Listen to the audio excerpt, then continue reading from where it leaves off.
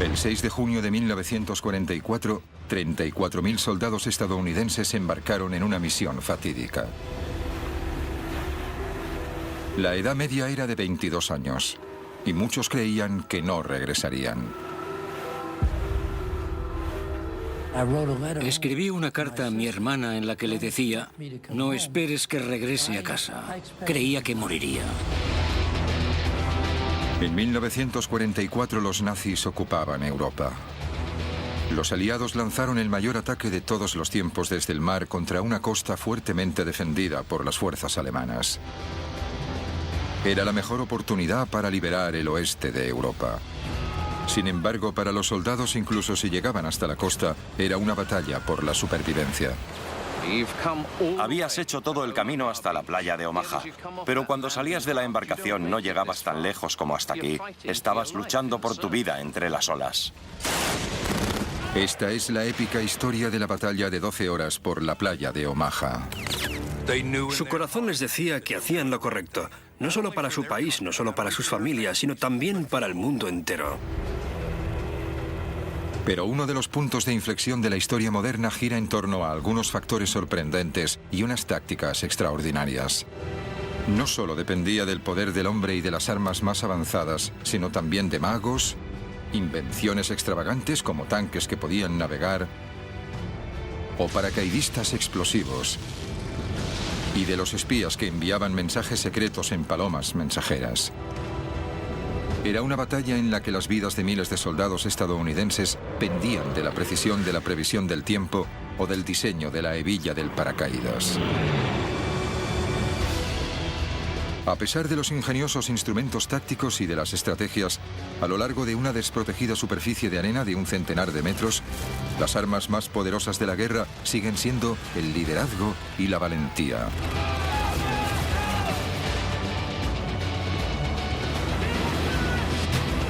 El día de ¿quién sobrevivió y por qué?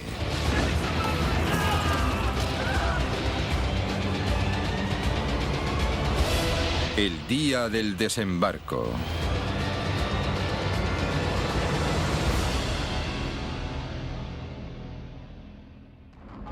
Cinco años después de que estallara la Segunda Guerra Mundial, el futuro de Europa pendía de un hilo. Los nazis habían ocupado la Europa continental. Estados Unidos, junto con sus aliados, encabezaba la lucha. Eran las 6 de la mañana en la costa francesa. 8 compañías de soldados estadounidenses, la primera oleada, esperaban para entrar en combate. Mientras se acercaban a la playa del desembarco con el nombre en clave Omaha, centenares de hombres rezaban sabiendo que lo que les esperaba era un muro de armas, una zona de exterminio y posiblemente la muerte. Entre ellos estaba Hal Baumgarten, un joven de 19 años. El barco estaba muy tranquilo. Sabían a lo que se iban a enfrentar. Como casi todo el mundo en la embarcación, el día D sería la primera vez que Hal entre en combate. Aunque ahora no tenía ni idea, en las próximas 12 horas, la vida de Hal dependería de lo que había comido en el desayuno. La física del agua. Y un fragmento de madera de 5 centímetros.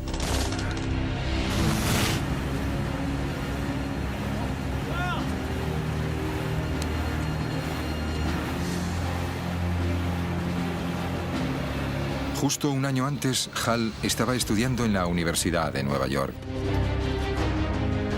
Era un prometedor jugador de béisbol. Entonces fue reclutado. Escribí una carta a mi hermana. No esperes que vuelva a casa. Creía que moriría. Una de las razones por la que Hal quería luchar era por su fe. Soy judío y había visto todas las noticias. Los alemanes iban de pueblo en pueblo y obligaban a las personas a llevar las estrellas de David. Como todos los soldados judíos, a Hal se le dio la opción de cambiar su placa. De ese modo, si era capturado, podía evitar la persecución nazi. Pero Hal tenía otras ideas. Dibujé una gran estrella de David en la parte trasera de la chaqueta con las palabras El Bronx, Nueva York, escritas alrededor. Así no tendrían ningún problema en identificarme. Hal y sus compañeros se dirigían a la playa de Omaha.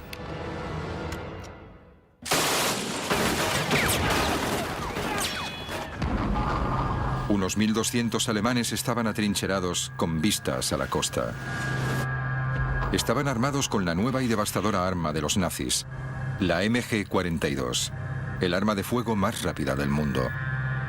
El doble de rápida que la ametralladora estadounidense Browning.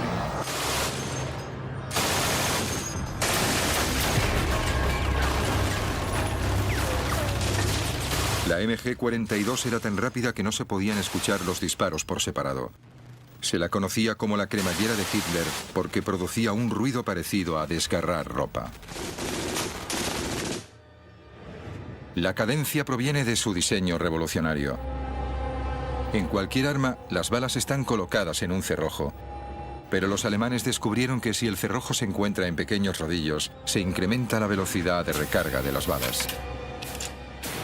Esto significa que puede disparar hasta 1.500 balas por minuto.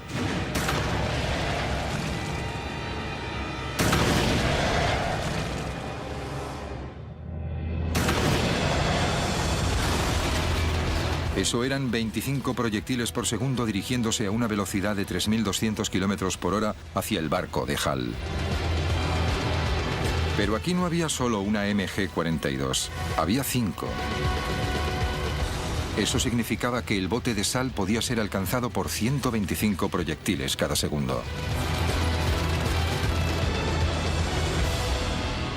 Cuando un soldado usa tácticamente esa ametralladora del modo correcto, es una verdadera pesadilla. Una de las primeras cosas que tienes que hacer en el combate es buscar la ametralladora del enemigo e inutilizarla. Inutilizarla inmediatamente. Hal y los otros hombres debían inutilizar esas armas.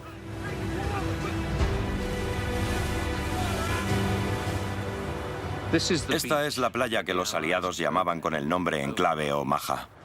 8 kilómetros de largo. Y al amanecer del 6 de junio de 1944, la embarcación se estaba acercando. Era la punta del iceberg de la mayor operación anfibia jamás organizada. Se acercaron a la playa bajo un fuego intenso. Entraba tanta agua en el bote que empezaban a hundirse.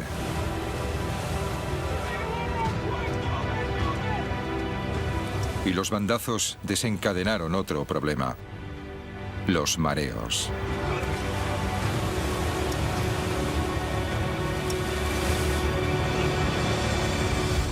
Cuando achicábamos agua y vómito.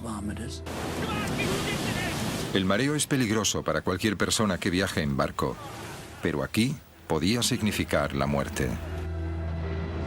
Y todo porque la Marina quería dar a las tropas que se dirigían hacia Omaha un tratamiento especial. 5 horas antes. Los equipos navales que navegaban desde Inglaterra decidieron dar a los soldados una buena comida antes de la batalla.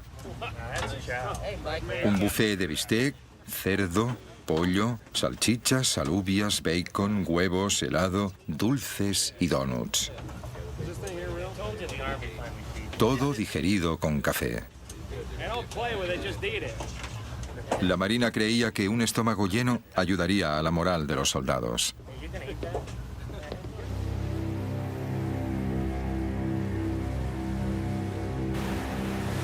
Hal se saltó el desayuno y solo comió una barrita de chocolate. Para los demás, el festín había sido la última comida de los condenados a muerte. Diría que el mareo afectó al 60% de sus capacidades de lucha. Al llegar a la playa de Omaha, muchos estaban debilitados. Y ocurría en el peor momento.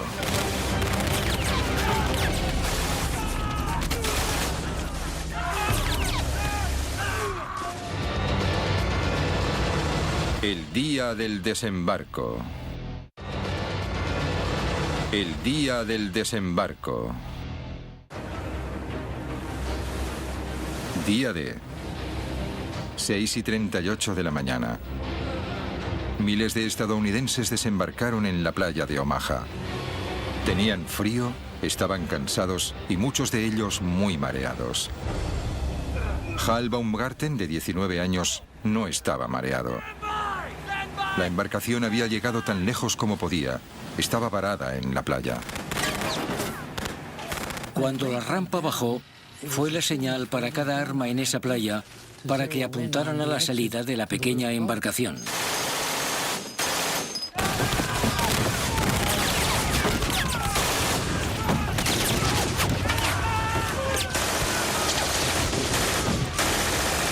El fuego de las ametralladoras alemanas alcanzaba las rampas de salida de las embarcaciones, reduciendo sin piedad el número de hombres. La única posibilidad de supervivencia para ellos consistía en hacer lo que no debían hacer: saltar hacia los lados. Y me tiré al agua.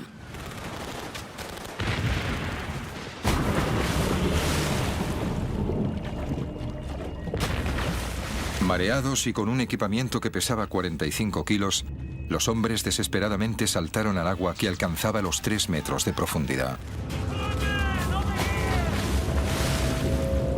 Bob Sales quería ser soldado desde pequeño. Pero antes siquiera de haber disparado un solo tiro, Bob se estaba ahogando por el peso de la chaqueta de asalto, la munición y la radio. Cuando entré en el agua, me hundí hasta el fondo. Sentí que me estaba ahogando. Y entonces fue cuando me entró el pánico, porque el agua era profunda. Cuando toqué el fondo, me deshice de la radio. Y aún tenía la chaqueta de asalto, que tenía que quitarme si quería llegar a contarlo. Cansado, mareado y bajo el agua, Bob se quitó la chaqueta justo a tiempo. Me di un gran impulso. En solo unos pocos segundos estaba de nuevo en la superficie. Esos soldados que escaparon de la muerte en el agua aprendieron una lección. Cuanto más mareado estés, menos ágil serás y tendrás más posibilidades de ahogarte.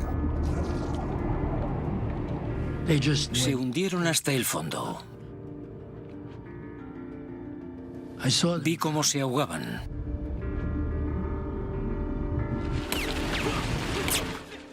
Hal solo comió una barrita de chocolate para desayunar y no estaba mareado. Pero como todos los soldados que no se habían ahogado, se enfrentaba a otro peligro en el agua. El incesante torrente de proyectiles que se dirigían hacia ellos a 900 metros por segundo. Sobrevivir a ese caos dependía de la física, porque ahora era el agua lo que podía salvarlos.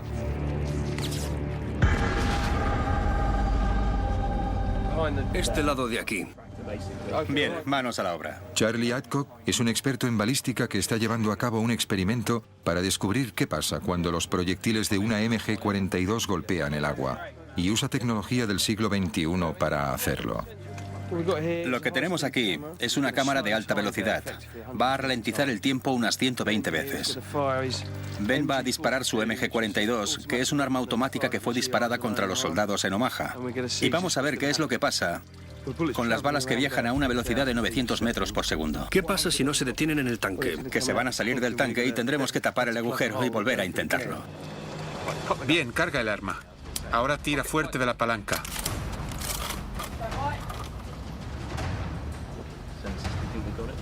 Tres, 2, 1.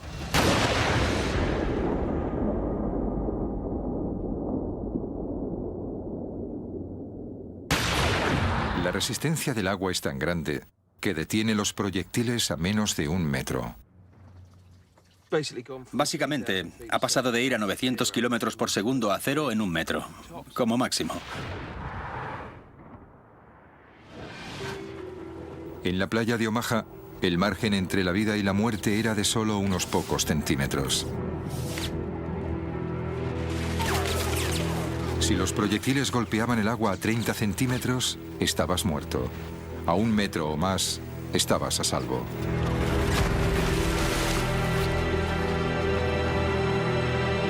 La misión solo hacía 2 minutos que había comenzado. De los 1.450 soldados que llegaron con la primera oleada a la playa de Omaha, se estima que más de un tercio fueron bajas durante la primera hora. En solo 120 segundos, estos hombres se han enfrentado a la ametralladora más devastadora del mundo.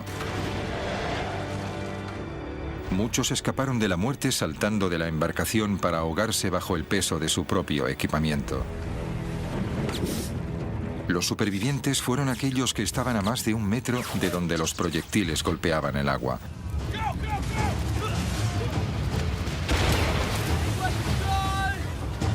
Hal Baumgarten estaba entre los afortunados. Seguía vivo 2 minutos después de haber desembarcado en la playa de Omaha.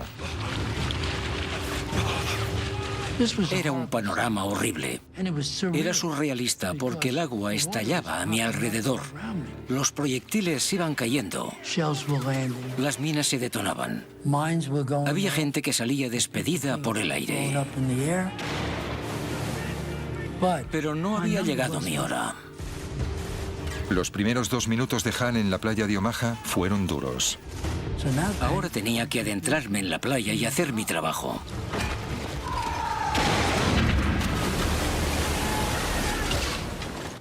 Eran las 6:42 de la mañana, 10 minutos después del desembarco. Las cosas iban muy mal.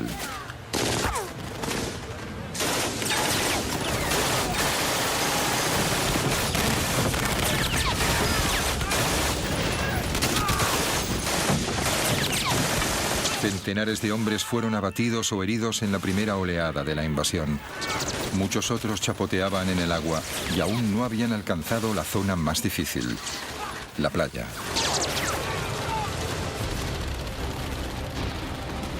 Los hombres tenían que cruzar una playa expuesta al incesante fuego de las ametralladoras.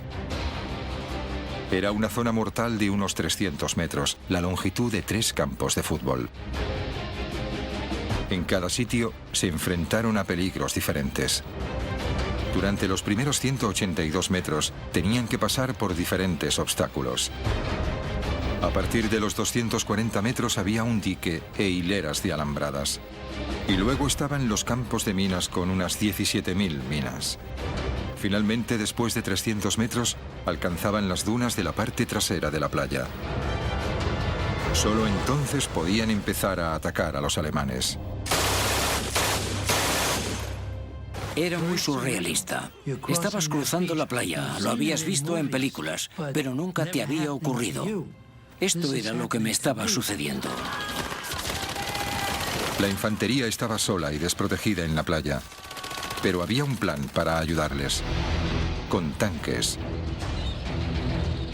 Si los aliados podían poner tanques en la playa por delante de los soldados, podrían darles cobertura y atacar las defensas alemanas. Pero la embarcación que llevaba los tanques era vulnerable. Ellos mismos necesitaban un modo de conseguir que los tanques llegaran a la playa. Así que los inventores aliados concibieron una idea ingeniosa. Un tanque sumergible, es decir, un tanque DD. Un vehículo de asalto anfibio. El tanque DD fue una idea alocada que surgió de repente en medio de una época de guerra. Fue un artilugio de Rube Goldberg. Era un tanque Sherman normal, conducido con propulsores en el agua, con una pantalla de lona sujetada por cilindros neumáticos. Y lo más increíble de esto es que funcionó. En los meses anteriores al día D se probaron los tanques anfibios y pasaron las pruebas con éxito. Se usarían para alcanzar la costa durante el asalto, surgiendo del agua para sorprender a los alemanes. Al comienzo del día D, los tanques se encontraban a 5.500 metros de la costa en una gigantesca embarcación. Uno de los comandantes de los tanques era el sargento Don Lucy, de 24 años. Era el más joven de los 6 hijos de una gran familia irlandesa de California. Don era un gigante de 1,80 m que amaba a su pastor alemán Duke. Todo el mundo conocía a Don como Babe. El trabajo de Don consistía en hacer que un tanque DD alcanzara la playa de Omaha, uno de un grupo de 32. Una vez en la playa, debería de haber un tanque cada 45 metros, lo que proporcionaba cobertura a la infantería. Pero había un problema. Las olas alcanzaban los 2 metros. Los tanques anfibios no se habían probado bajo estas condiciones. Habían trabajado en un lago o un muelle tranquilos, pero era algo completamente diferente cuando el mar estaba revuelto. Era casi un suicidio, pero los planificadores no tenían elección. En las semanas antes del día D, los aliados habían reunido en secreto un gran ejército al sur de la Gran Bretaña. Cualquier retraso incrementaba las posibilidades de que los alemanes descubriesen su plan. Mientras tanto, la meteorología había sido mala durante días con fuertes rachas de viento y precipitaciones. Los aliados no podían lanzarse bajo esas condiciones. Necesitaban que mejorase y pronto. Fueron malas noticias para los planes de los aliados porque la invasión no podía esperar. Los alemanes descubrirían pronto los planes. Era un gran problema. De repente, desde el Atlántico Norte llegó información secreta. Barcos especiales. No estaban aquí para luchar, sino para medir el viento y la presión atmosférica.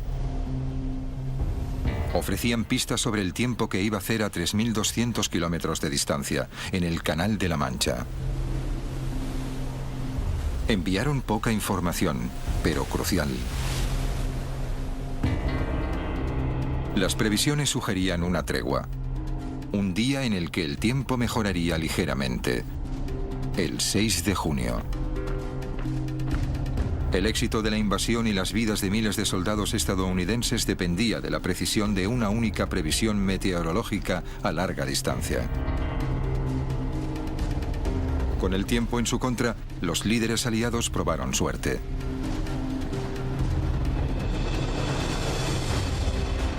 El 6 de junio el tiempo mejoró, pero los mares aún estaban revueltos. Entre estas olas, a 5 kilómetros de distancia de la costa, la embarcación de Don Lucy envía los tanques DD.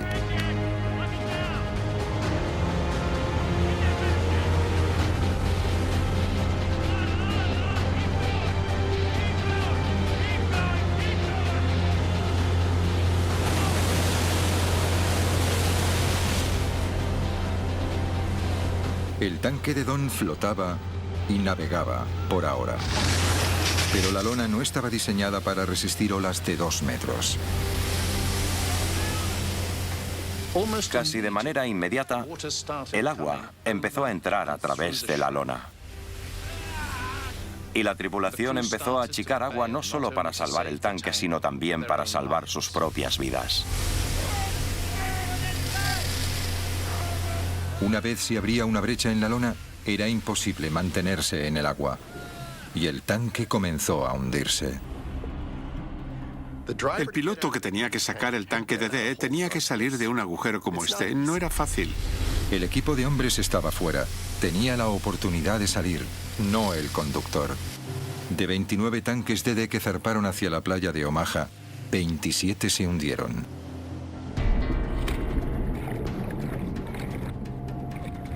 De los otros tanques que alcanzaron la playa, la mayoría fueron destruidos. Como no estaba en el tanque, Don Lucy escapó. Pero los otros 33 miembros del equipo no tuvieron tanta suerte.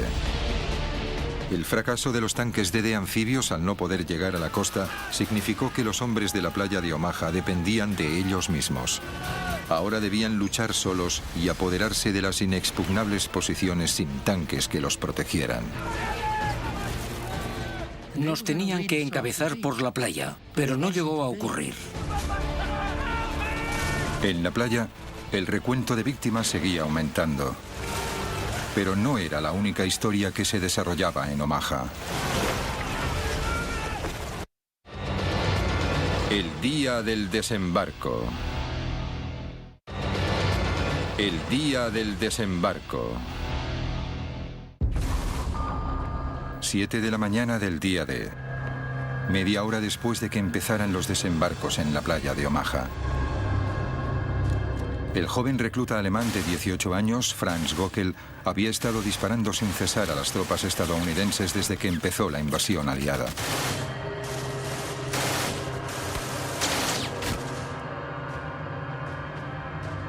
Göckel disparaba desde un búnker con vistas a la playa. Era parte de una red de 14 posiciones fortificadas construidas en lo alto de las dunas. Un producto de las previsiones militares alemanas. Pero cómo Göckel y los búnkeres llegaron hasta aquí se debe a una batalla de la inteligencia en el que estaban involucrados un mago británico poco conocido y uno de los mayores tácticos militares del mundo. Göckel fue uno de los 20.000 soldados que tenían que defender Normandía. Justo un año antes estaba trabajando para la empresa de su padre cerca del Valle del Ruhr, arreglando tejados dañados por las bombas aliadas. Pero como otros alemanes, fue llamado a filas en la máquina de guerra de Hitler, 6 meses antes.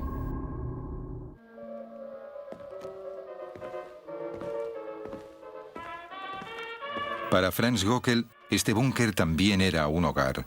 Dentro de este puesto de guardia de cemento, sus camaradas y él dormían, comían, escuchaban música y se relajaban. Cuando llegó el día D, hacía meses que estaban allí. El hecho es que los soldados que fueron enviados a Normandía para vigilar las defensas atlánticas consideraban que era un trabajo fácil.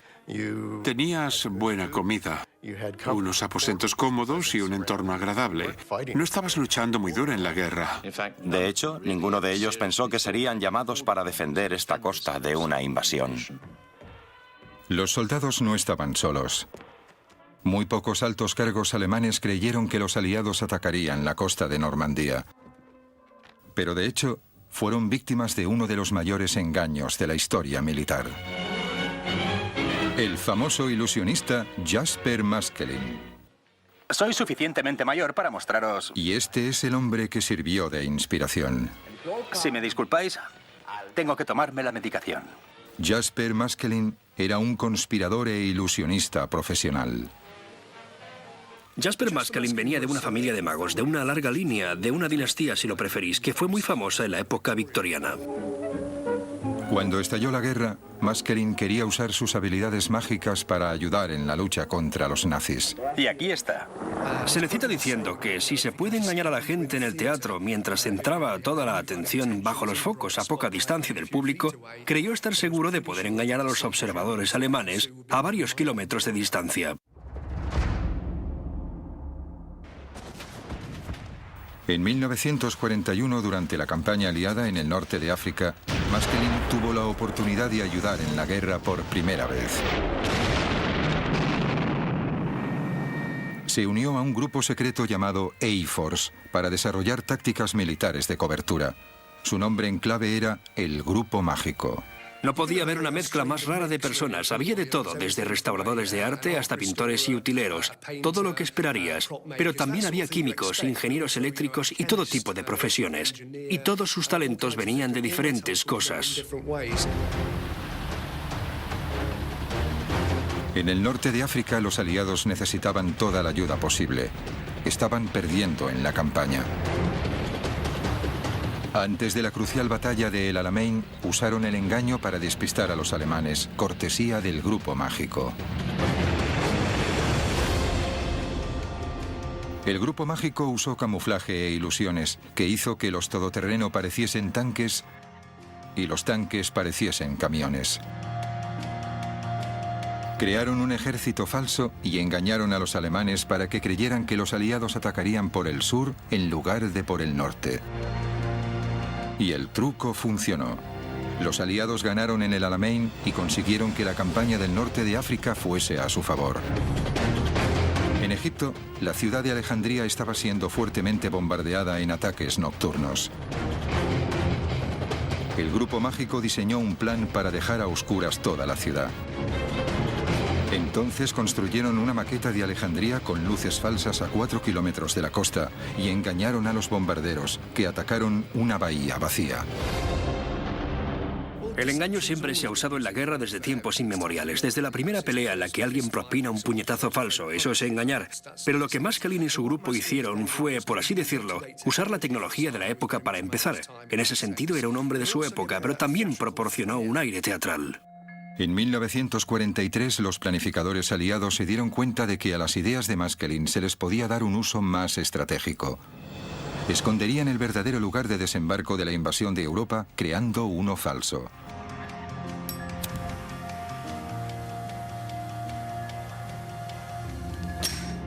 Los aliados querían invadir las playas de Normandía, pero para reducir las defensas alemanas elaboraron una táctica compleja al sugerir cruzar el Canal de la Mancha por la zona más estrecha, el Pas de Calais.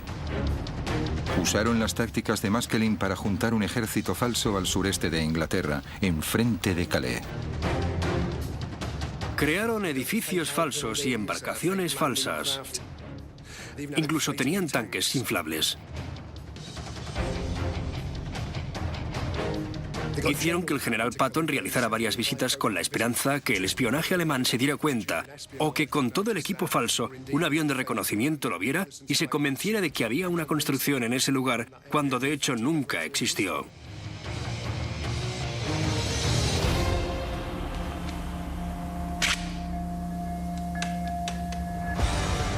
Los alemanes cayeron en la trampa de los aliados. En los meses anteriores al día D, el mando nazi desplazó la mayoría de sus divisiones de tanques y gran parte de su infantería de Normandía hacia el Pas de Calais, a 240 kilómetros de distancia. El engaño de los aliados funcionó perfectamente. Los alemanes dejaron parte de una división para defender la playa de Omaha. Franz Gockel pertenecía a una pequeña fuerza de 600 hombres, pero no por mucho tiempo.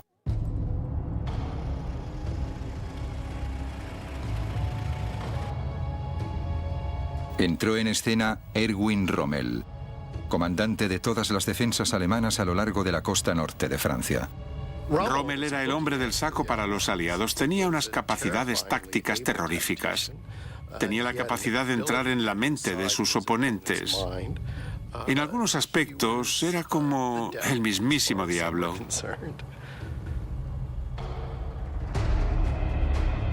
La reputación de Rommel se debe principalmente a que luchó en el desierto con recursos mínimos.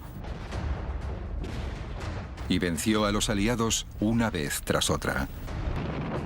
Rommel no era el típico soldado. Disfrutaba haciendo fotografías. Le gustaban los animales, en especial su mascota Ajax, un teckel. Incluso tocaba el violín. Y lo más importante, era un maestro estratega y un comandante habilidoso.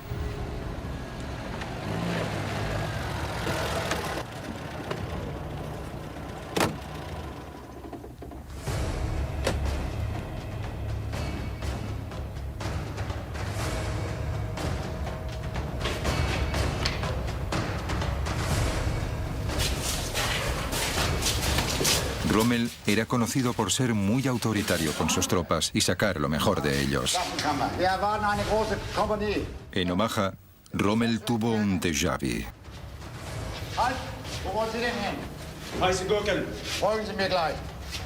Rommel llegó a Omaha y tuvo algún tipo de revelación.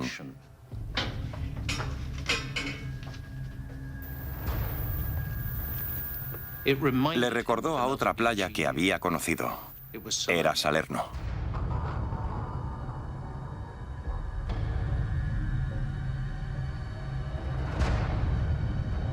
Salerno era la playa en la que los aliados invadieron con éxito Italia en 1943. Miles de tropas desembarcaron allí en un asalto anfibio que aplastó a los alemanes. Como la playa de Salerno, la de Omaha tenía la misma forma y también poca pendiente. Ambas características eran ideales para una embarcación que se acercara a la playa desde el Canal de la Mancha. Rommel pensó que estas eran el mismo tipo de características que los aliados escogerían a la hora de invadir Francia. Basándose en eso, Rommel decidió reforzar la playa.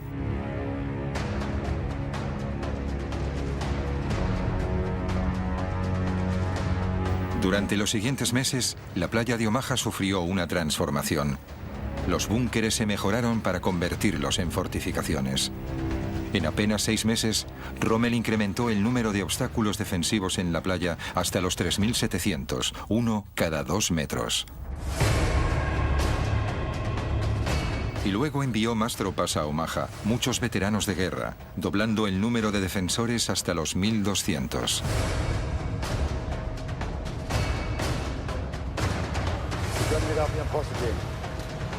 Rommel transformó un lugar costero tranquilo en una fortaleza formidable con posiciones de lucha desde las que se veían grandes partes de la playa. El día D.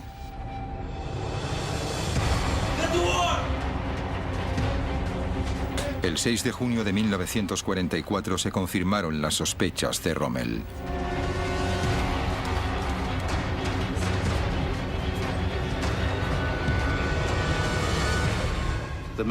Los hombres que miraban desde el fortín debieron de sentir una mezcla de miedo y emoción. Emergiendo por el horizonte, se aproximaba una gran flota. Las 7:05. Había pasado más de media hora desde el comienzo de la mayor invasión anfibia de la historia. Desde las nuevas fortificaciones reforzadas, Franz Göckel disparaba tan rápido como le permitía su arma. No sabía cuántos hombres había matado hasta que los cuerpos empezaron a ser arrastrados a la playa. Era el día D y la muerte se decidía en un combate de ingenio. Inicialmente, los aliados consiguieron ocultar el lugar del desembarco a los alemanes. Pero las tácticas de Rommel eliminaron cualquier ventaja que hubieran ganado gracias a este engaño, con consecuencias devastadoras. Ahora, Hal Baumgarten estaba al comienzo de la zona mortal de la playa de Omaha. En medio del caos, Hal vio a Robert Garvett, su mejor amigo en el ejército.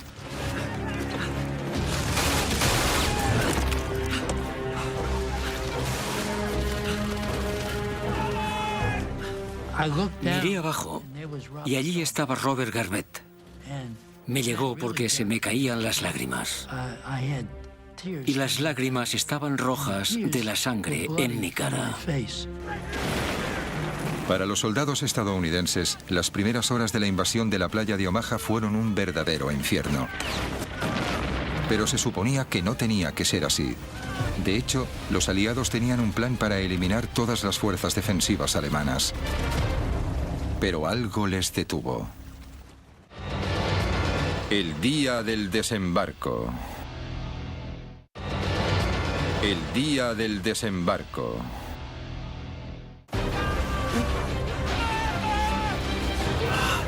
Hal Baumgarten era un soldado de 19 años del Bronx.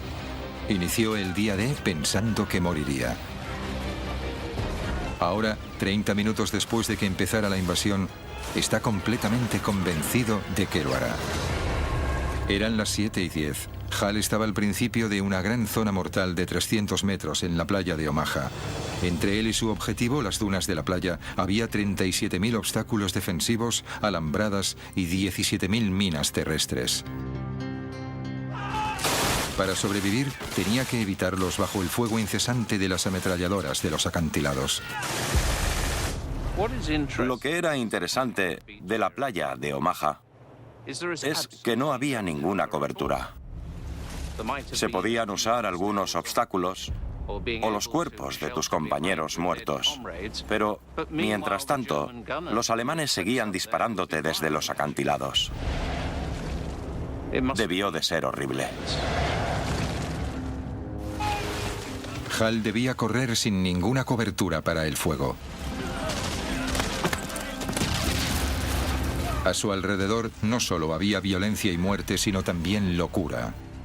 Vio a un soldado que conocía.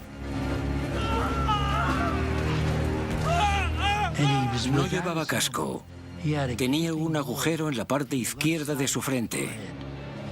Su pelo estaba manchado de sangre. Se arrodilló y empezó a rezar con su rosario. y una ametralladora lo partió por la mitad.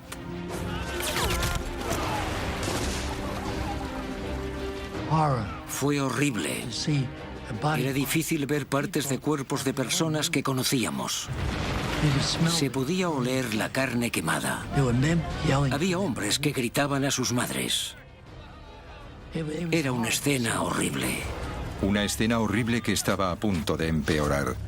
Entre los otros testigos del caos había un joven médico, Virgil Mounds. Aunque no tenía 20 años, como la mayoría de soldados de la playa de Omaha, Virgil tenía un secreto. Era menor de edad. Virgil Mounds solo tenía 15 años. Mintió para poder alistarse. Cogió la licencia de su hermano. Nunca debió de haber estado allí. Pese a que debía estar de camino a casa tras salir de la escuela, Virgil fue responsable de salvar vidas en el campo de batalla. Los proyectiles empezaban a llegar. Bajo el fuego de la artillería pesada, el trabajo de Virgil consistía en vendar a los hombres heridos para que pudiesen seguir luchando. Llamé a los médicos para que le ayudaran y Virgil Mounds se levantó. Se dirigió allí. Es difícil hablar de él. Vino para intentar curar al hombre herido. Entre tanto, los proyectiles seguían llegando. Los alemanes disparaban cada minuto a los soldados en la playa. Cuando la bomba explotaba, se rompía en miles de fragmentos, algunos pequeños y otros grandes. Estos viajaban a una velocidad de 2.700 metros por segundo, devastador para soldados cercanos. Los fragmentos podían incluso pasar de un cuerpo a otro. Uno de los proyectiles que cayó estalló en pedazos que atravesaron el cuerpo de Virgil Mounds. Mounds murió al instante.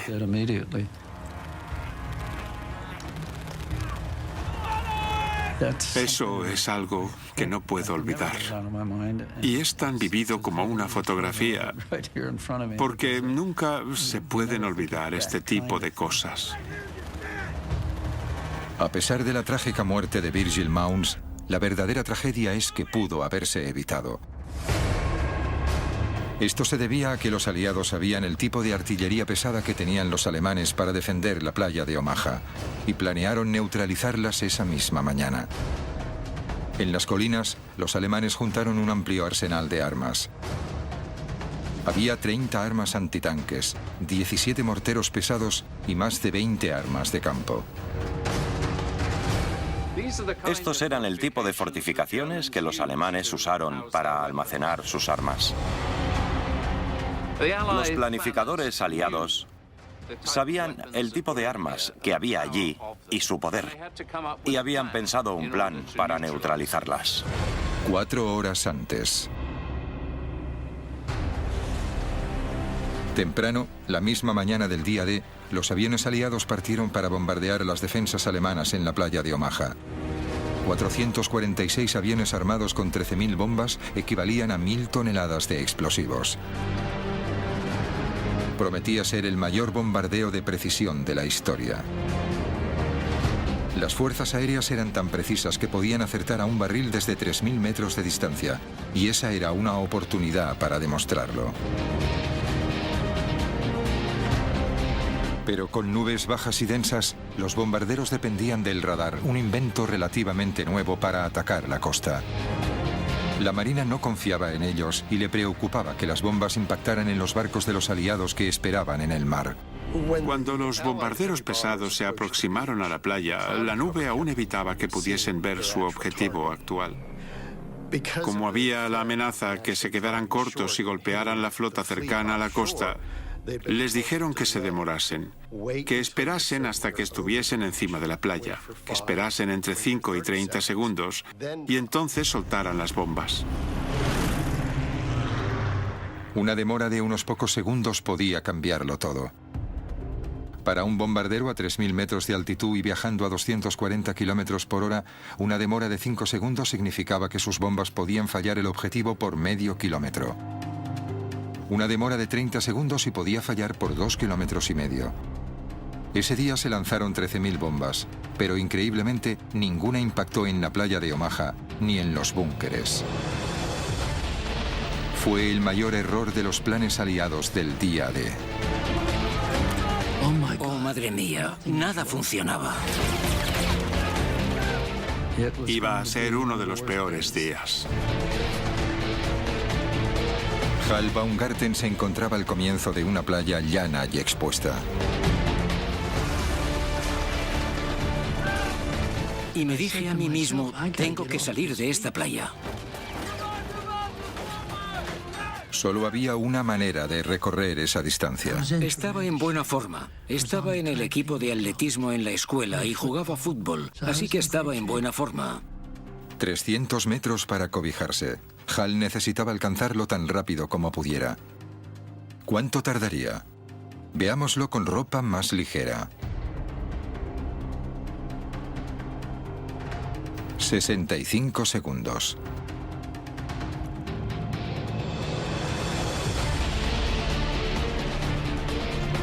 Pero los soldados de Omaha llevaban 45 kilos de equipamiento, cargaban con el rifle y la munición y estaban empapados.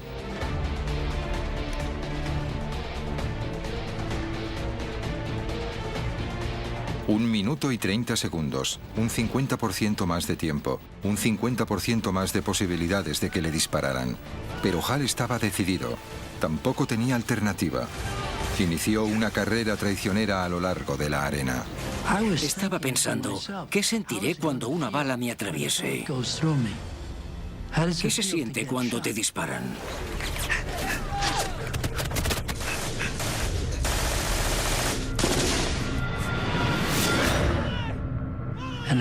Y escuché un ruido sordo a mi derecha. Así que me tiré en la arena detrás del erizo. Esperaba que fuese mi brazo o mi pierna, no mi cuerpo.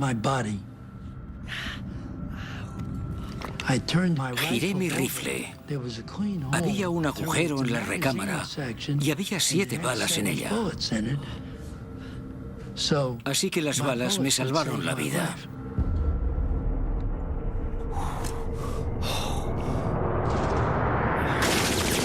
Salvado por una recámara. Un gran golpe de suerte.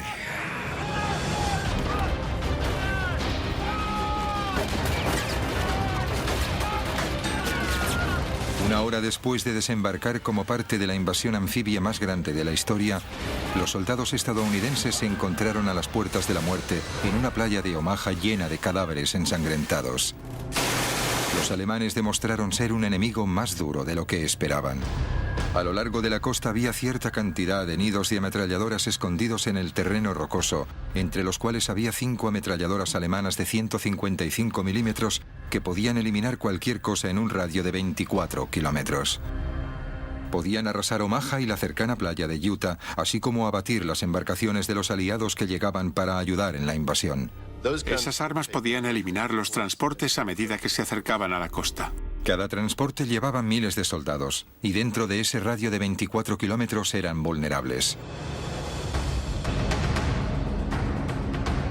Las ametralladoras debían destruirse, pero se encontraban en lo alto de unos acantilados de 45 metros. El trabajo de eliminar las armas requería un tipo especial de hombres. Hombres entrenados para misiones suicidas de alto riesgo. Sabíamos que iba a ser peligroso. Creíamos que seríamos capaces de hacer el trabajo.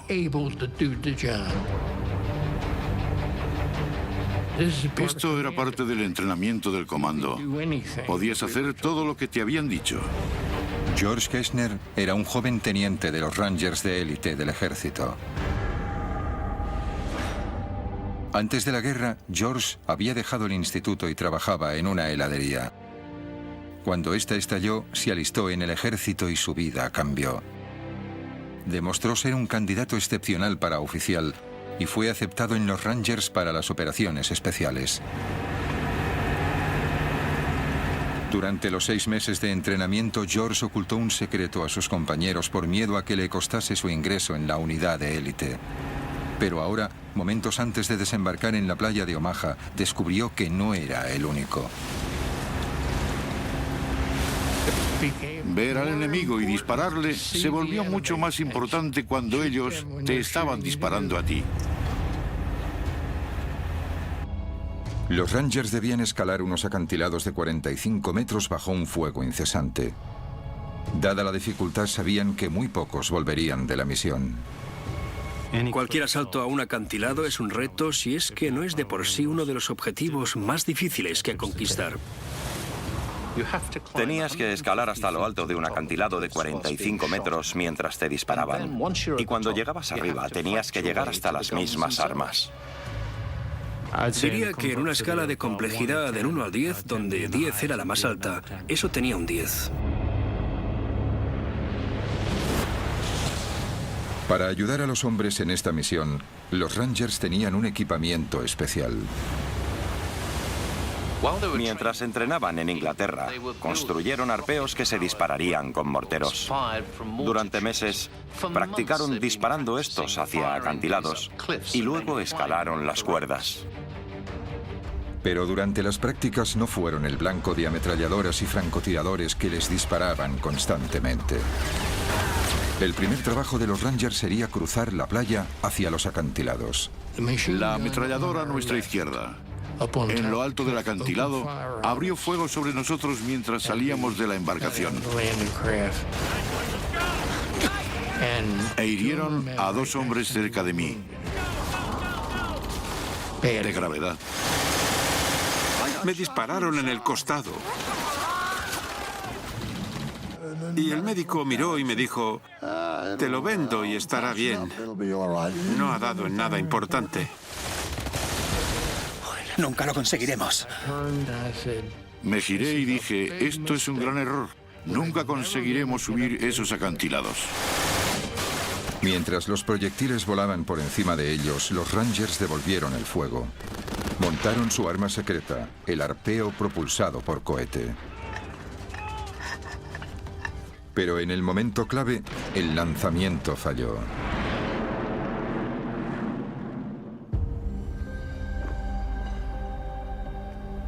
Esto es un experimento para explicar lo que ocurrió, en el que se usa una réplica exacta del mortero.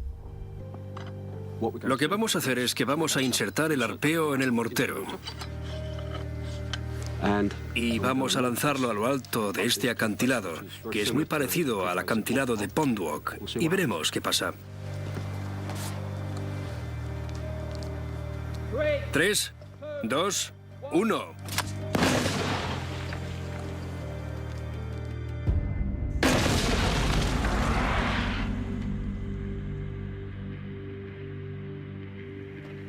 Igual que los morteros del entrenamiento de los Rangers, este lanza el arpeo y la cuerda por encima de los 45 metros de los acantilados.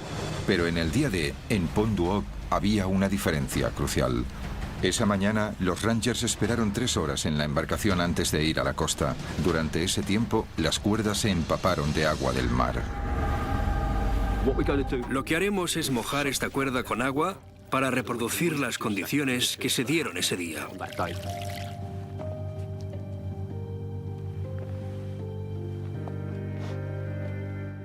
3, 2, 1.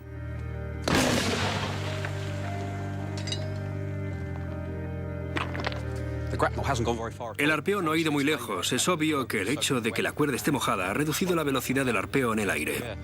Solo unos pocos centenares de centilitros de agua han sido suficientes para evitar que el arpeo alcanzara la cima. En Pondwalk fue la diferencia entre el éxito y el fracaso. Creo que eso es lo que ocurrió ese día. Este fue uno de los problemas que tuvieron. De las 60 cuerdas que tenían los Rangers, solo 19 estaban lo suficientemente secas como para alcanzar la parte superior de los acantilados. Kersner fue uno de los que subió las cuerdas inmediatamente. Solo me puse... Aunque la cuerda estuviese mojada, no me preocupaba. Posiblemente estuve subiendo unos 15 o 20 segundos.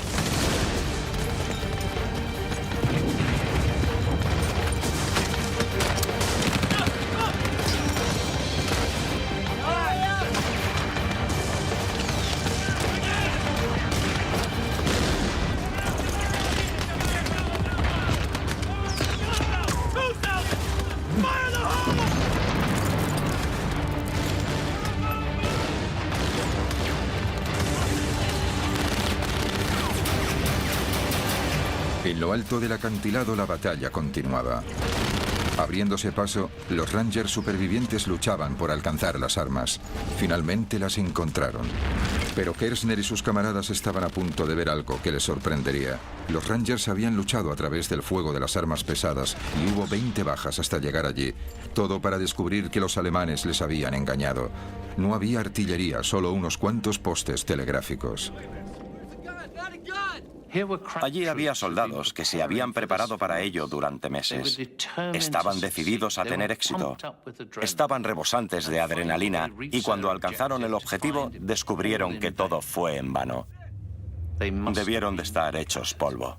Ahora, los desmoralizados Rangers se daban cuenta de que se enfrentaban a un enemigo con un temible poder de fuego y que también eran habilidosos en el engaño. Un enemigo que estaba a punto de desplegar todo su arsenal en la playa de Omaha.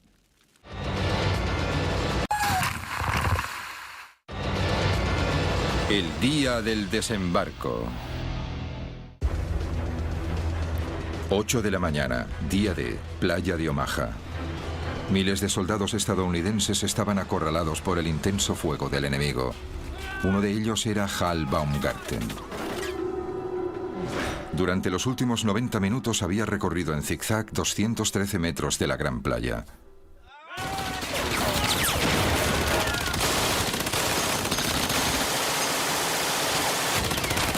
Durante ese tiempo, había visto a hombres ser abatidos por las ametralladoras. Casi se ahoga y escapó de la muerte por pocos centímetros. Ahora llegaba el bombardeo de la artillería. Era aterrador.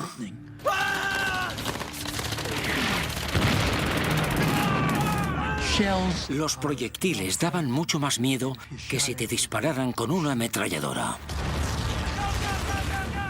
Porque no sabías de dónde venían. No sabías dónde iban a caer o si tu número estaba en ese proyectil. Así que era aterrador. Pero miré hacia arriba y les maldije. Y cuando hice eso, un proyectil de 88 milímetros explotó delante de mí. Hal fue alcanzado por la explosión. El fuego de la artillería hería y mataba de dos formas diferentes. Una era por la metralla, restos de metal calientes que volaban a 11.000 kilómetros por hora. Cuando un proyectil impactaba, lanzaba metralla incandescente hacia todas partes. Era como miles de balas que iban por todos lados al mismo tiempo y atravesaban cuerpos humanos con la misma facilidad que un cuchillo corta la mantequilla. La metralla era el peligro evidente de la artillería. De hecho, mi propio padre, Eric Ashcroft, fue herido por metralla cuando estaba desembarcando en otra playa, la playa de la Espada, esa misma mañana. Otra forma de matar que tenía la artillería era acústicamente, la liberación de una onda de choque. No era más que aire supercomprimido que era empujado a centenares de metros por segundo. Pero para un soldado en la playa, era devastador. Era catcher y alguna vez alguno me golpeó con el bate de béisbol. Eso es lo que sentí. Ni siquiera tenía que darte. Una primera oleada de esa explosión podía destrozarte los órganos hasta el punto que podías morirte sin ni siquiera saber que te estabas muriendo. Nadie sería capaz de decir que te habían alcanzado. Aunque sobrevivió, la metralla y la onda de choque casi le arrancan media mejilla a Hal. A las 8:30, 2 horas después del comienzo del día D, el ataque de los estadounidenses a la playa de Omaha estaba desorganizado. La derrota parecía evidente. Pero tras las líneas alemanas, un grupo de valientes civiles llevaban a cabo una lucha clandestina. La resistencia francesa. En los meses anteriores al día D, la resistencia francesa empezó a incrementar la operación de espionaje sobre los movimientos de las tropas alemanas para comunicarla a los aliados. Los espías de la resistencia se centraron en particular en las nuevas defensas que los alemanes habían construido a lo largo de las playas del día D, pero era un trabajo arriesgado. Había 200.000 soldados nazis que buscaban cualquier indicio de espionaje. Así que la resistencia francesa tenía que ser creativa en su operación de espionaje. El artista Robert Dwan ayudó pintando paisajes y colocando mensajes ocultos en sus imágenes. Estaba haciendo con sigilo el mapa de las fortificaciones costeras alemanas. El miembro de la resistencia, Jean Marion, enviaba mensajes a los aliados mediante palomas mensajeras, de Francia a Londres en solo 4 horas. A medida que el día D se acercaba, los miembros de la resistencia incrementaron su actividad saboteando las comunicaciones alemanas. Destruyeron las líneas de telégrafos y volaron trenes.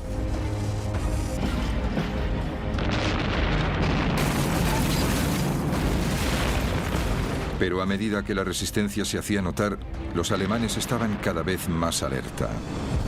En las semanas antes del día D, los alemanes contraatacaron para vengarse. Dispararon a las palomas mensajeras.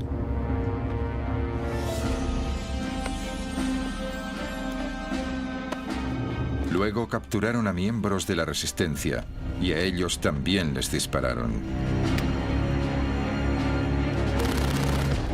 En ese momento, la resistencia ya había causado mucho daño.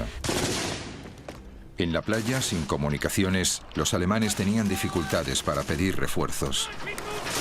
Solo las fuerzas aliadas pudieron abrirse paso en Omaha.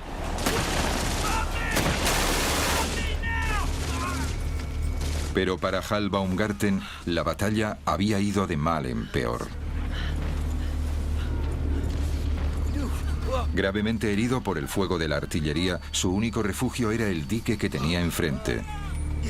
Unos 240 metros a lo largo de una playa de 300 metros de ancho. Aquí se juntaban los supervivientes, aunque sus esperanzas se desvanecían.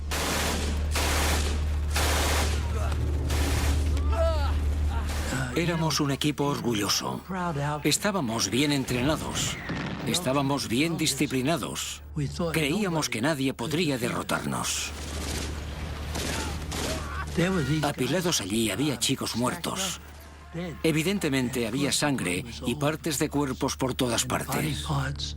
Era horrible.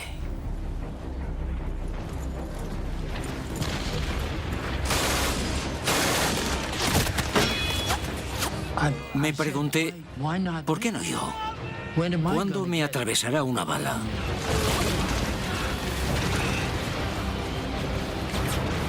Las 9:30, playa de Omaha. Habían pasado 3 horas desde el inicio de la invasión del día D. El asalto estadounidense se estaba desintegrando bajo la lluvia alemana de balas y bombas. Entre los que luchaban por sobrevivir estaba el sargento de 19 años, Bob Slaughter. Era un estudiante y no había acabado el instituto. Supongo que decidimos que queríamos tener una aventura. Y puedo decirte que tuvimos más de lo que habíamos planeado. Bob y sus compañeros estaban arrinconados en el dique y reinaba la confusión. Perdimos a nuestros oficiales, perdimos a nuestros compañeros. No teníamos ningún líder. Éramos solo un puñado de chicos como yo que hacíamos lo mejor que podíamos. Los hombres estaban asediados desde 2 flancos. Por delante, el incesante fuego de los alemanes. Por detrás, las olas que se acercaban rápidamente. A las 9:30, el mar cubría la mayor parte de la playa, lo que dejó a miles de hombres desesperados apiñados en un trozo estrecho de tierra de apenas 9 metros de ancho.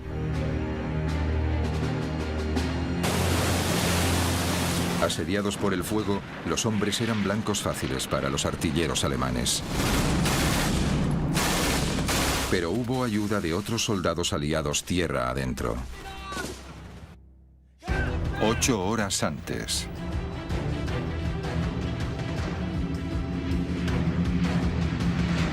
La noche antes del día D, más de 1.200 aviones partieron hacia Normandía. Los aliados querían proteger a la infantería en las playas de un contraataque alemán. Y lanzaron un gran ataque aéreo preventivo. Era la primera oleada de paracaidistas. Pero no eran soldados normales. Medían 1 metro, estaban hechos de goma y llevaban bombas incorporadas. Los aliados lanzaron unos maniquís paracaidistas diseñados para engañar a los alemanes. Estallaban en llamas al aterrizar mientras las fuerzas especiales emitían el sonido de disparos a través de altavoces para simular un ataque aún mayor. Los alemanes cayeron en la trampa. Así que se enviaron a los reservas alemanes para interceptar estos muñecos explosivos. Se enviaron centenares de hombres en una dirección cuando debían dirigirse en la dirección opuesta.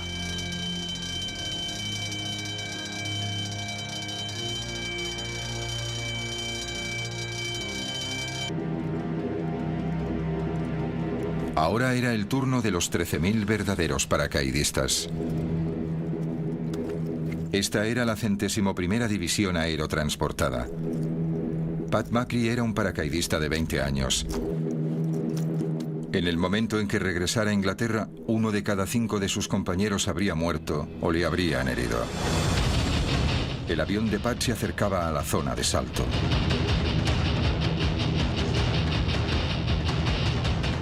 El estado de ánimo cambió completamente. También el trayecto. El avión se movía mucho, era errático, giraba a la izquierda y luego giraba a la derecha, y luego la munición trazadora y el fuego antiaéreo.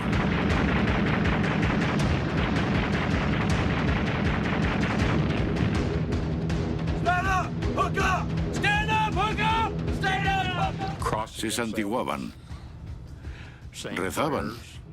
Había llegado el momento. Comprobabas el hombre que tenías delante y le dabas una palmadita en la espalda. ¿Está todo el mundo bien? Claro que sí. Te ponías frente a la puerta y no había casi ninguna pausa. Éramos como un líquido que goteaba fuera del avión. De repente se activó el sistema de apertura automático del paracaídas. Se desplegaba y se producía un tremendo tirón. Entonces tuve una sensación de paz y tranquilidad.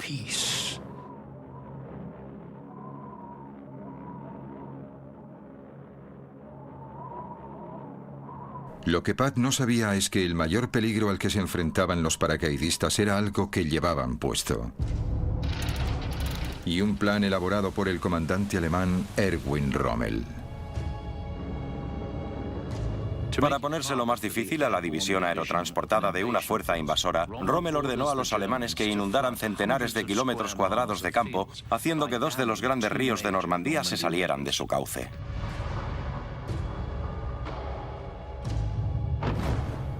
Ahora, centenares de paracaidistas caían sobre el agua, muy peligroso para un salto normal. Estos soldados llevaban cada uno un equipamiento de 45 kilos. La supervivencia dependía de si podían escapar de su arnés. En el día D, los paracaidistas aliados aterrizaron en ambos lados de la cabeza de la playa. Los estadounidenses en un lado y los británicos en el otro. El equipamiento estadounidense tenía 3 hebillas y una correa. El británico, un único mecanismo de apertura rápido que les permitía salir de su arnés.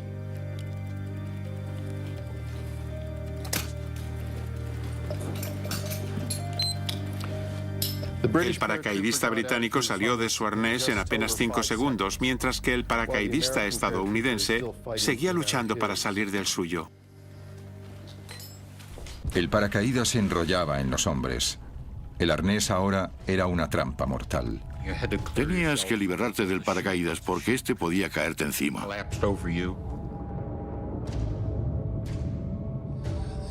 Si no hacías nada en pocos segundos, sería el fin de tu vida.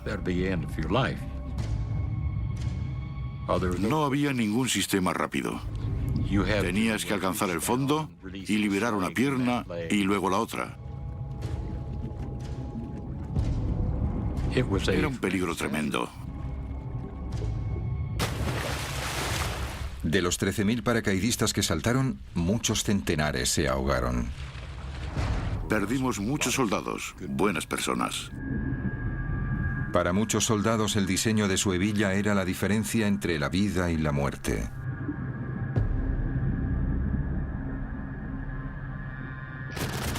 Como en cualquier batalla, los pequeños vaivenes del destino tenían grandes consecuencias.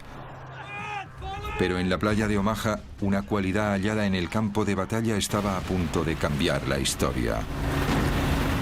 Pura valentía.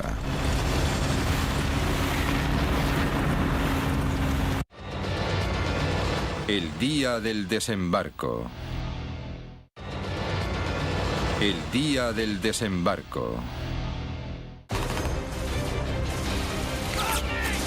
10:30, día D. La invasión de Normandía en la playa de Omaha estaba fracasando. Miles de soldados estadounidenses estaban muertos o heridos por las balas y bombas alemanas.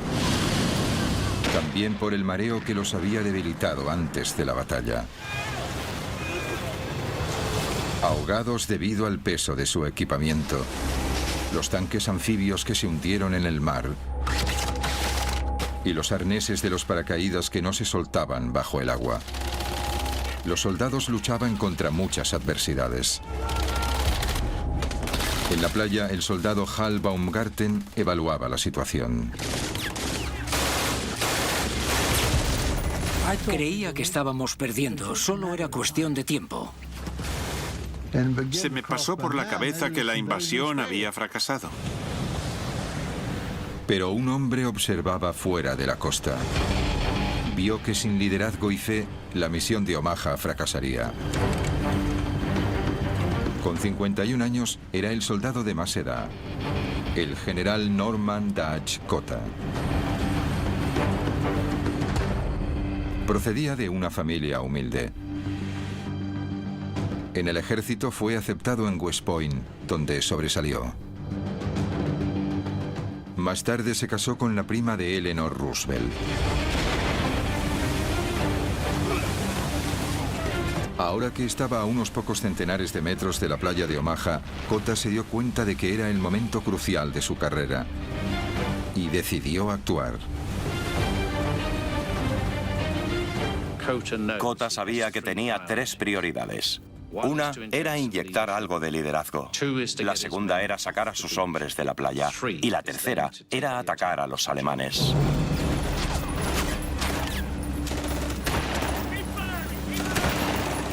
Una vez en tierra, Cota tomó el control. De repente algunos de mis hombres dijeron: capitán, mira ese hombre de allí.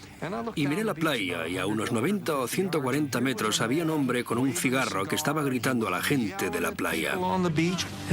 Era difícil de creer que hubiese alguien corriendo por la playa, porque seguían disparando.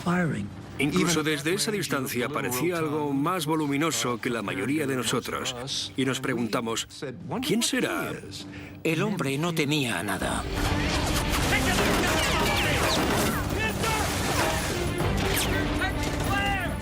Lo que decidió en ese momento fue: bien, lo que tengo que hacer es tomar el mando de la situación porque veo muerte, destrucción y caos. Y tengo que hacerme cargo porque nadie lo hace. Cota estaba de pie hablando, animando a la gente, transmitiendo algo de su bravura a ellos. Dijo que no podíamos quedarnos, teníamos que ir tierra adentro. Mientras se alejaba de mí, se giró y me dijo: sé que no me vas a decepcionar.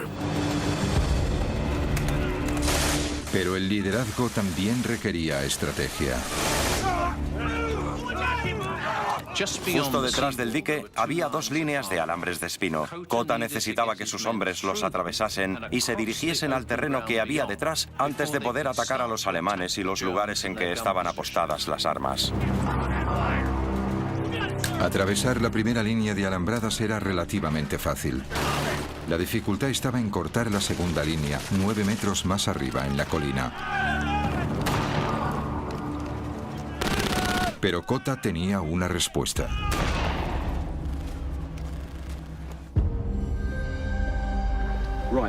Lo que tenemos aquí es un torpedo Bangalore. Es parecido a los que los Rangers usaron en la playa en 1944. Y como puedes ver, tiene dos partes. La primera parte es un tubo de acero como este. Está lleno de 35 kilos de TNT. Puedes ver que tiene una punta como de bala que le ayuda a pasar a través de alambres de espinos. Esta es la segunda parte.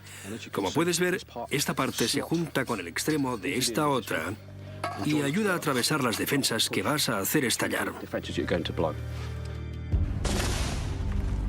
Para los soldados bajo el fuego enemigo, la velocidad era clave. El torpedo Bangalore debía atravesar las alambradas rápidamente.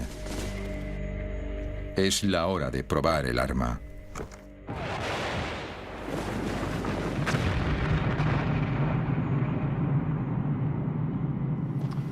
El torpedo Bangalore ha hecho pedazos un canal justo donde pasaba el alambre de espinos. De hecho, ha hecho estallar ambos lados del alambre de espino del canal. Se pueden oler los explosivos, puedes ver la decoloración y que lo ha cortado, ya no está.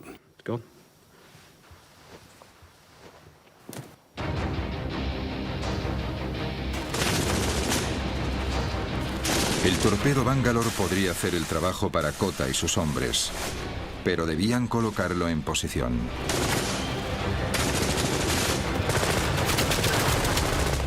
Y los primeros hombres en intentarlo fueron abatidos. La ayuda estaba mar adentro. 12 naves de guerra que eran capaces de disparar a los búnkeres alemanes para ayudar a los hombres de la playa de Omaha. El capitán de uno de los barcos, James Eames, del USS Frankfurt, quería ayudar, pero no podía. Tenía órdenes de esperar. Su trabajo no era el de salvar a los soldados de la playa, sino proteger la vulnerable flota de barcos estacionados en alta mar. De momento, eso dejaba al general Kota y sus hombres a su suerte. La primera parte del plan de Kota de salir de la playa funcionó. Abrieron un agujero en la barrera de alambre de espino.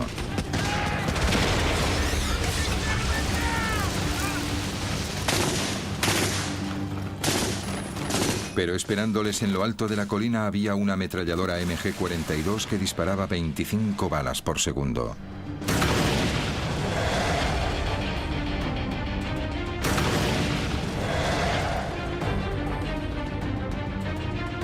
Uno de los hombres de Kota se prestó voluntario para neutralizar la ametralladora más rápida del mundo.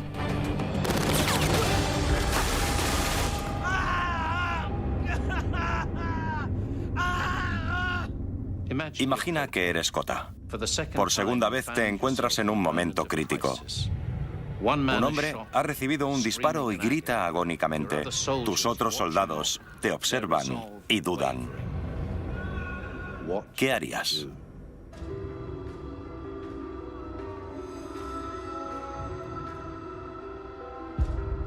Ese general sabía que estaba al mando y que necesitaba hacer que ocurriera algo, si no acabarían todos muertos. Kota mostró su determinación con una frase ahora famosa. Señores, nos están matando en nuestras playas. Vayamos tierra adentro y que nos maten. Entonces desplegó la mejor arma a su disposición. Liderazgo. Y fue el primero en correr colina arriba.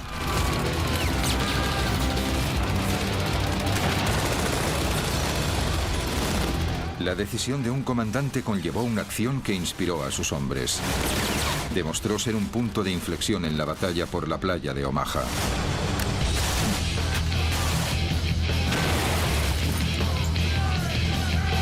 Kota lideró el asalto. Mientras tanto, a 16 kilómetros de la costa, se estaba tomando otra decisión importante.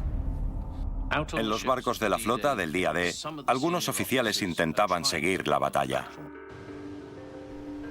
Como muestran estas imágenes de la playa, había centenares de hombres muertos o heridos en la arena o en el agua. Los oficiales estaban a punto de rendirse. A media mañana, estaban pensando si desplazar otros soldados que habían dejado en otra playa. Los oficiales se enfrentaban a un dilema estratégico. utilizar sus destructores para proteger los barcos o usarlos para atacar a los alemanes en la playa.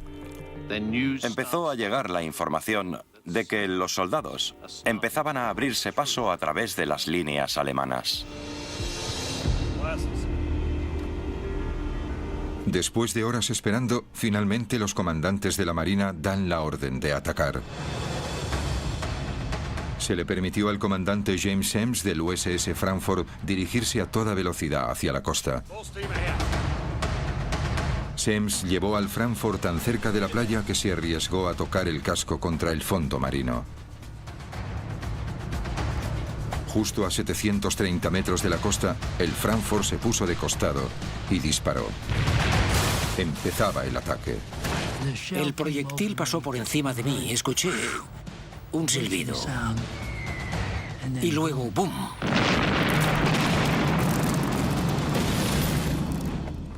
Podías escuchar el destructor. Bum, bum, bum, bum, bum, bum, bum. Lo que querías hacer era darle la mano al capitán de ese barco. Para los hombres fue un momento de alivio. Otros 11 barcos de guerra se unieron al ataque. Después de horas enfrentándose a una derrota inminente, la batalla de la playa de Omaha finalmente se ha decantado a favor de los estadounidenses. Día del desembarco. Día D, playa de Omaha. Un momento y un lugar en que la más mínima decisión podía marcar la diferencia entre la vida y la muerte. En las embarcaciones en alta mar, ¿ingieres un desayuno completo o no? Si lo haces, puede significar que te marees. Y que te ahogues antes incluso de que llegues a la playa. Había una terrible ironía. Habías hecho todo el camino hasta Omaha para luchar por tu país. Pero cuando salías de la embarcación, no llegabas tan lejos. Tenías que luchar por tu vida en el agua. Una vez en el agua, la diferencia entre un proyectil que te mataba y uno que fallaba era de unos centímetros. Lo que parecía extraordinario era que si una bala golpeaba el agua a un palmo de distancia de ti, estabas muerto. Pero si golpeaba el agua a 1 metro de ti, estabas a salvo. Pero el día D estuvo a punto de no suceder. Durante días, unas tormentas violentas hicieron que el mar estuviese demasiado revuelto para un desembarco anfibio. Los meteorólogos estaban desesperados buscando una tregua. Entonces llegó información secreta desde el Atlántico. Las lecturas sugerían que podía haber un pequeño intervalo, un único día, en que el tiempo mejoraría ligeramente. Así que las vidas de miles de soldados estadounidenses dependían de un simple informe meteorológico. Y entonces estaba la playa. Solo 300 metros de ancho. Suficientemente cortos como para cruzar en apenas 1 minuto si no fuese por esto, la MG-42. Su cadencia de disparo provenía de una pequeña pero revolucionaria innovación. En cualquier arma de fuego, las balas están encerradas en un cerrojo. Pero los alemanes descubrieron que si el cerrojo se encontraba en unos pequeños rodillos, se incrementaba mucho la velocidad a la que se recargaban las balas. Significó que el arma podía disparar 1500 balas por minuto. La MG-42 convirtió la playa de Omaha en 300 metros de carnicería. Algunos nunca llegaron a cruzarla. Otros tardaron horas. La diferencia entre la vida y la muerte podía ser tan delgada como la culata del arma. Giré mi rifle. Había un agujero en la parte de la recámara. Y allí había 6 balas. Es decir, que las balas me salvaron la vida. Tierra adentro, una vez más, las cosas pequeñas a menudo tenían el mayor de los impactos. Un arnés de paracaídas mal diseñado provocó que los paracaidistas se ahogaran en los campos inundados. Imagina cómo fue. Llevabas un arnés que incluso en tierra seca tendrías dificultades para quitártelo. Era terrorífico. Pero en la batalla, la valentía podía superar los golpes del destino. El general Cota y sus hombres se habían abierto paso. Ese hombre no temía nada. Con el respaldo del fuego naval, abrieron una ruta por el interior. Un ejército de hombres podía por fin entrar en Francia. Y empezó la liberación del oeste de Europa. Lo que fue más sorprendente es que en los días posteriores al día D, otros 200.000 hombres aterrizaron trayendo con ellos 3 millones de toneladas de suministros. Un ejercicio logístico de lo que nunca antes se había visto y que no se ha visto desde entonces. Esta es una fotografía aérea de la playa de Omaha tomada al mediodía del día D. Había marea alta. Se pueden ver las olas golpeando contra el dique, la embarcación, tanques abandonados y vehículos en el agua. Pero entre ellos también se pueden ver centenares de puntos. Cada uno es un cuerpo, un soldado estadounidense muerto y arrastrado por el agua hasta la playa.